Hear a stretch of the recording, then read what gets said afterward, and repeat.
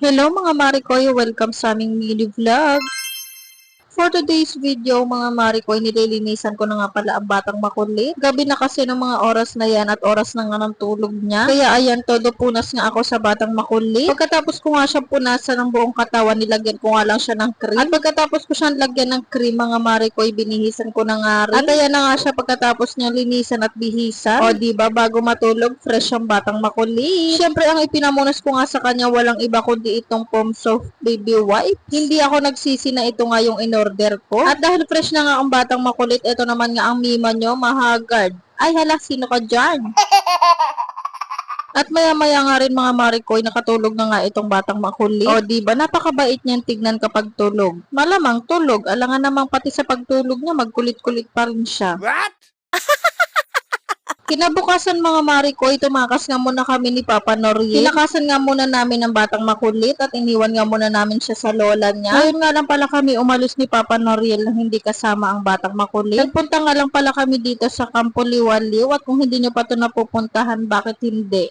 Charing. Grabe mga Marikoy, first time ko nga lang palang nakapunta dito pero grabe ang ganda dito. Si Papa Noriel ilang beses nang nakapunta dito pero ako first time ko pa nga lang kaya ayan, gandang-ganda ako. Dito mo talaga mahahanap yung peace of mind na hinahanap mo. Ay, yung OA. At ang mga oras na yan Marikoy, papunta nga kami sa kwarto na pagpapahingahan namin. Pahinga lang ba talaga ang gagawin? Ang kasagutan po ay hindi po ate. Ay hala, maharot si Mima nyo. Pagbigyan nyo na sis dahil ngayon lang to at hindi namin kasama ang batang makulit. Ala!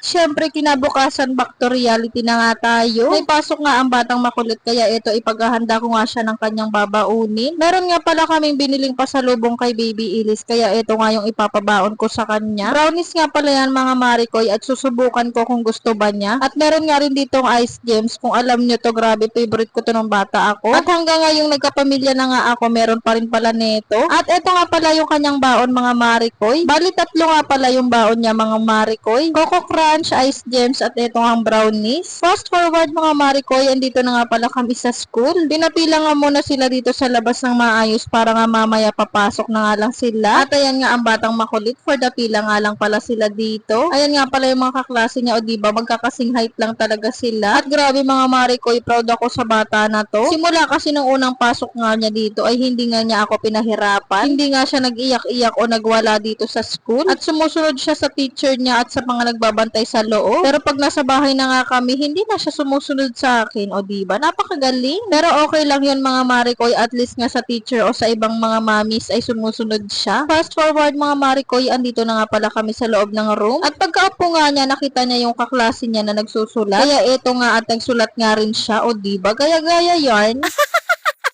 At maya-maya, sinilip ko siya dito sa labas. Ayan nga siya. Kung saan-saan na naman siya nagpupunta ng upuan. Hindi lang makita sa video kasi ang labo ayaw nga mag-focus ng camera ko. Pero ayun siya mga Mariko, yung may green na ipit. Grabe, napaka-hyper ng bata na to. Sabi nga ng teacher, wag daw pakainin ng mga matatamis o yung may chocolate. Kasi sobrang hyper daw ng mga bata. Pakainin ko o hindi ang batang makulit na to. Grabe, napaka-hyper pa rin niya. At maya-maya, umupo muna ako dito sa labas dahil ngawit na nga ako kakatayo. Maya-maya rin mga Marikoy, nag-uwian na nga rin sila. Pero hindi muna kami umuwi at pupunta nga muna kami sa papa niya. Excited kasi siyang ipakita yung star niya sa kamay. O diba? Hindi pa siya napagod sa school nila. Grabe, napaka-hyper talaga. Grabe, mapapasana all na lang talaga ako sa kahyperan ng batang makulit na to.